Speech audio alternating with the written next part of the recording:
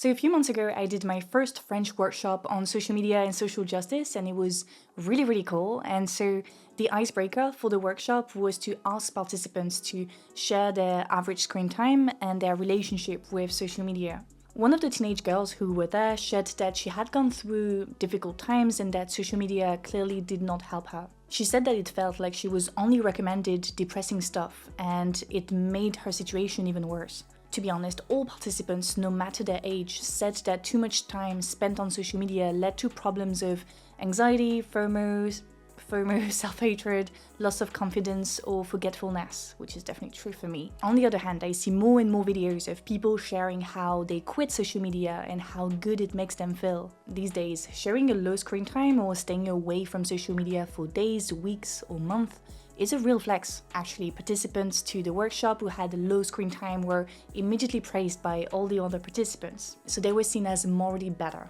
These two observations show that people are aware that social media aren't the best and that they can be detrimental for one's mental health. This belief is so common now that it has become a sort of self-fulfilling prophecy. We don't need to prove why social media are bad, you see. We repeat it so much that it has become common sense. Now, if we all agree that social media are bad, why don't we ban them? That's the question we're going to ask ourselves today. First, I want to look at why is there such a gap between the way media platforms market social media as this great tool connecting people and promoting democracy, and the reality of it. Secondly, I want to talk about the implications of banning social media. And finally, we'll look at what's being done to provide what social media are supposed to provide. Part 1. Social media and happiness. I won't go through all the studies explaining why social media break our brains. My dad sums it up very efficiently. He says that the people who created the technology don't let their kids use it, so that says a lot, and he's right. Using social media too much can lead to bad outcomes. Social media are designed to keep you engaged on the platform and prevent you from going anywhere else but the platform. On top of that, we know that sensational, provocative, or drama content tend to do better on social media. On the other hand, analytical content with complex language and concepts doesn't perform as well. Social media remind me in many ways of corporate TV. Both depend on advertisers, which means that both have to maximize viewership at all costs. So in order to understand the role of social media, which are still rather new, we can look at what people have done with TV, which is much older. That's what we're going to do now. I've talked about my dad earlier, so now I'm gonna quote my mother.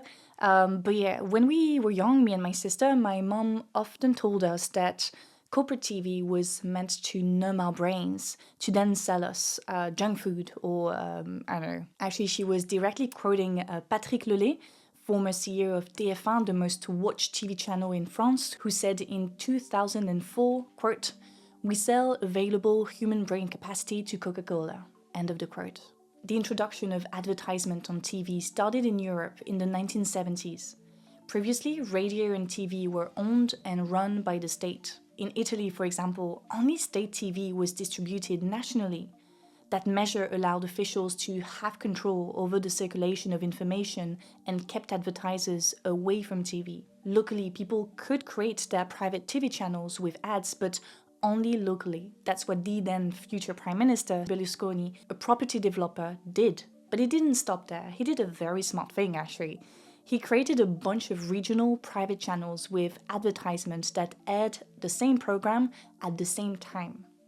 So he basically recreated a national TV channel. On Berlusconi's channels, women were systematically sexualized, people danced and laughed and played games like The Price is Right. Everything was done to entertain, to then sell, quote, brain capacity to Coca-Cola or any advertiser, really. People loved it though. Stay-at-home mothers loved to have the Strumpf on TV at dinner time instead of the national news because it kept their kids quiet. People loved it so much that they protested when one of the regional channels had to shut down because of a judicial decision. Berlusconi's TV was seen as the TV of the people, of consumers. He said himself that his programs were good for democracy because it made people happy. After decades of state-controlled national TV, Berlusconi's TV was a bit of a revolution. No more boring news programs, no more Old white intellectuals debating about niche topics with classical music in the background. Berlusconi's TV was based on the American dream of endless consumption and amusement. On Berlusconi's TV, people were cool, hot, and fun. As Raphael Llorca explained in his book Le Roman National des Marques, corporate TV and their advertisers replaced the state in the formation of a national identity. In the past, people generally identified to one national discourse, one history forged by political elites. Paris outragé, Paris brisé, Paris martyrisé, mais Paris libéré, libéré par lui-même.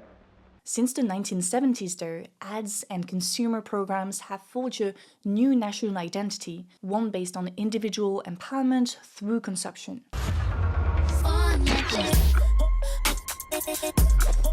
Don't you wish your phone could fit in here?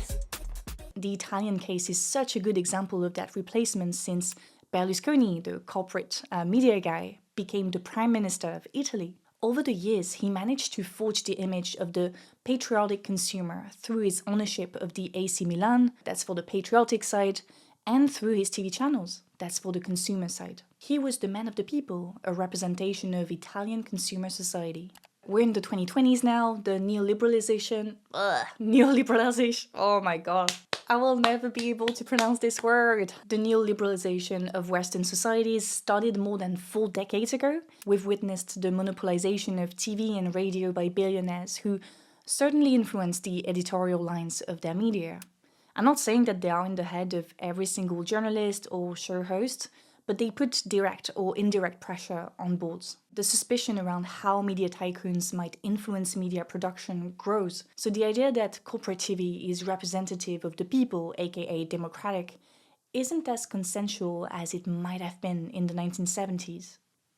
In the meantime, social media have appeared as a new form of media. Contrary to corporate TV, tech billionaires don't have as much control on what is created and shared on social media. I mean, they have power over the algorithm and they can censor content, but generally speaking, it seems like anyone can post a video online and be seen. In other words, social media are perceived as the new democratic alternative to already existing media. So to make it clear, if we had to draw a quick timeline, we have corporate TV as a democratic alternative to national TV, and then we have social media as a democratic alternative to corporate TV. Social media have often been described as a virtual forum where people get to exchange ideas, debate, or simply entertain themselves. However, just like corporate TV, social media run on ads and are designed to maximize ad profit. Even when they say that they want to improve user experience, keep in mind that user experience means more eyeballs on their ads, so it's always come back to the ads. Recently, Meta decided to remove political content from our feeds unless you activate it. I had the opportunity to confront one of their executives a few months ago and ask them in what way does this align with Meta's ideal of being a sort of public forum. And I was told, among other things, that the goal was to turn Meta into a friends and family app. The conversation did not end there, but I won't go into the drama today. Anyway, that sentence, "We want Meta to be the friends and family app," reminds me of the philosophy of Berlusconi. Berlusconi wanted to avoid politics on his channels. He balanced high-budget shows with games involving people who looked like your neighbor or colleague. In other words, he balanced the fairy tale with the real, romanticization, and relatability. Meta also wants to go back to this simple recipe, romanticization and relatability. That's why they removed political content, which includes sensational content, but also educational and news content. They want to remove things that might trigger negative emotions and replace that with good vibes only. But what does good vibes only actually mean? Similarly, when Berlusconi says he wants to make people happy, what does happiness actually mean? I think it's pretty clear, no? It means happily ignorant. It means drawing a sparkled curtain on all the bad things happening in the world, the political things that should make you rise from your bed or couch and organize. It feels like they give you the option to remove yourself from a specific political reality. The political content button can be turned on or off. But when it's off, it means that you let them force their political reality, their vision of the world onto you. What is that vision? Well, it's the same as with Berlusconi. It's the conformist consumerist lifestyle. Sure, content like Shein hauls or lifestyle vlogs or gaming videos aren't explicitly political, but they promote a way of life that has political consequences. For example, women on Berlusconi's TV channels were mostly presented as sexual objects. His programs conveyed a certain vision of womanhood, one that can be detrimental for women and their fights. Similarly, Shein hauls might be fun to watch, but their existence depends on the exploitation of working-class women on the other side of the world. And even if you don't care about the political consequences of that way of life, think about how it affects you, your sense of self, the creation of meaning. Do social media really make you feel good? I don't think so. In fact, I've made a few videos arguing the contrary. The conformist consumerist way of life is alienating, but we hold on to it. I found that clip of people protesting the closure of one of Berlusconi's local TV channels fascinating, to be honest, because deep down, these people protested so that a media tycoon continue to make millions by breaking their brains. They do it because their freedom to be entertained has been taken away from them. I mean, there are fewer and fewer ways of finding entertainment outside of capitalism because more and more things get privatized. So fighting for our right to be entertained, like people on that clip did, means fighting for more capitalism, more alienation. So I think it's time to go back to our initial question. Should we ban social media? Part 2. When social media are banned. Okay, let's start by watching this video. I've been reporting on the arrival of high-speed Starlink internet. The internet was a huge hit and people were on it all the time, so much that it became a problem for the hunting. I saw two very young boys just swiping through video after video. And so what the Marubo leaders did is the internet is only on for several hours in the morning and several hours in the evening, and then all day Sunday. Under the video, I saw this comment written by Victoria. She wrote, quote, "The repercussion of this feel concerning." Then you also have your conspiracy theorist commentator at Behind Keyframes who said, quote, "Agree, they want to track these people and kill them all." End of the quote. I found this video quite interesting. Contrary to Western societies who've had time to adapt to new technologies, the Marubo tribe had to adapt to it in just a year. As we see in the video, both kids and adults spend so much time on social media playing games or watching football or Peach that it is disturbing the functioning of their community.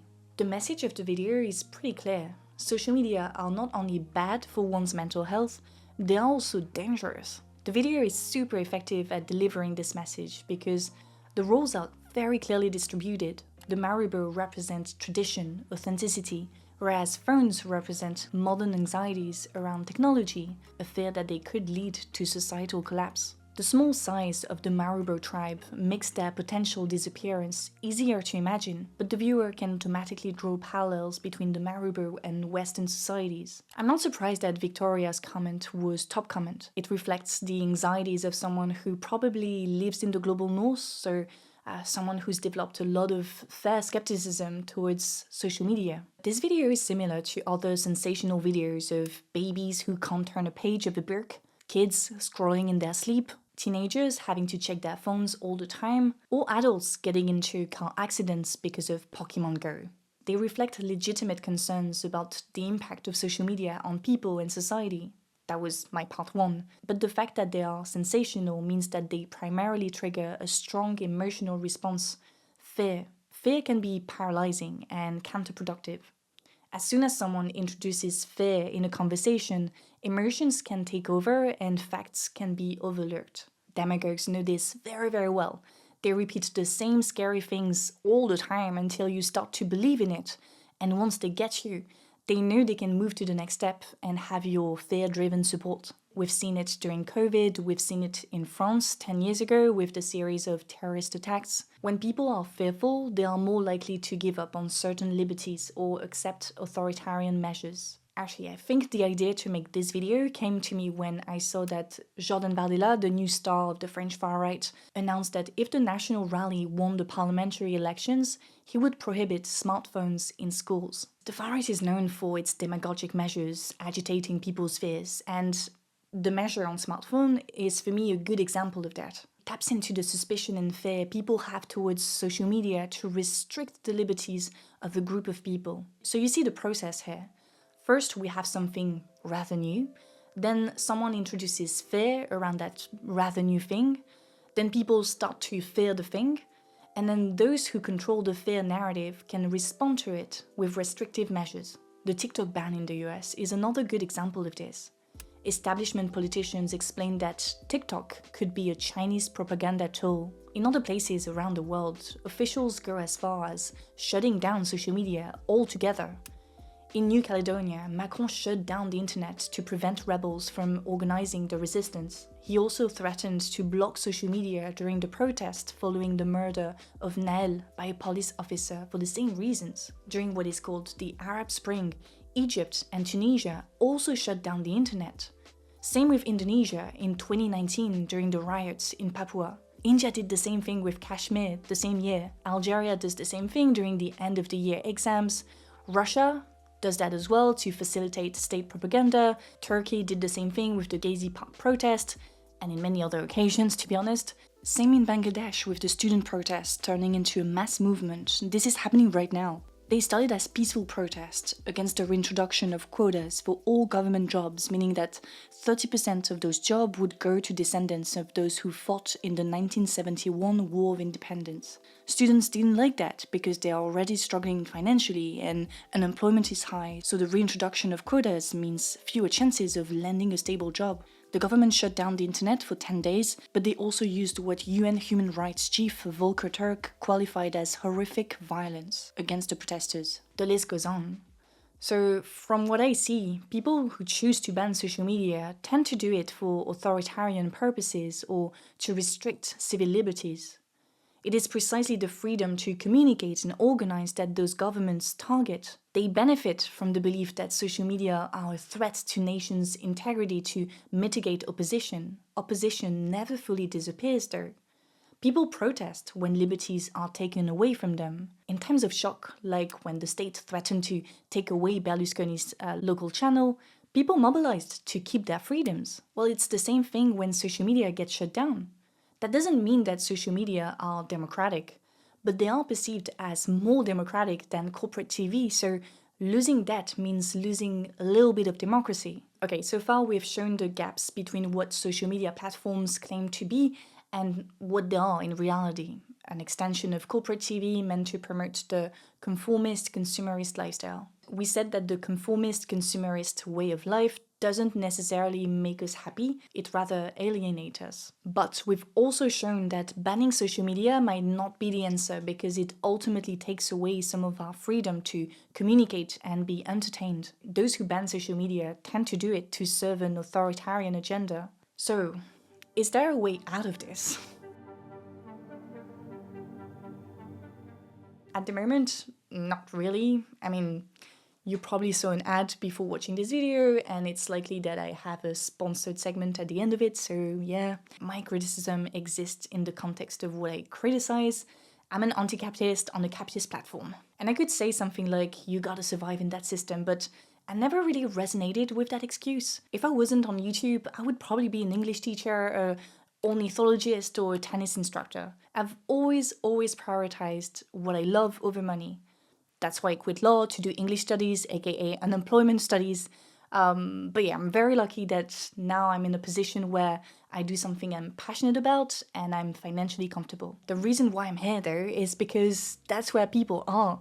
If I have a message to share, I go where people are, and I make sure I use all the tools available to be as effective as possible in sharing that message. Independent media like this channel, in a way, branch out of the timeline I made earlier. You remember? With state TV, and then corporate TV, and then social media. We create bridges towards alternative ways of living, being, and thinking. It's not revolutionary, it's true, but it's a way out of the path to alienation. As I said earlier, entertainment is increasingly privatized, and we can't let that happen. People enjoy critical work, video essays, and social commentaries, but they also enjoy and deserve entertainment, and I feel like as anti-capitalists, we're lacking that. So yeah, I think I will leave it on that note, semi-optimistic note. I mean, we are making progress in the context of a system we can't compete with, but from which we can create alternatives that aren't meant to remain alternatives. The more we branch out of that corporate democracy model, also known as capitalism, the more we challenge its existence. So yeah, that's it for today. I hope you enjoyed it. As always, the conversation continues in the comments section.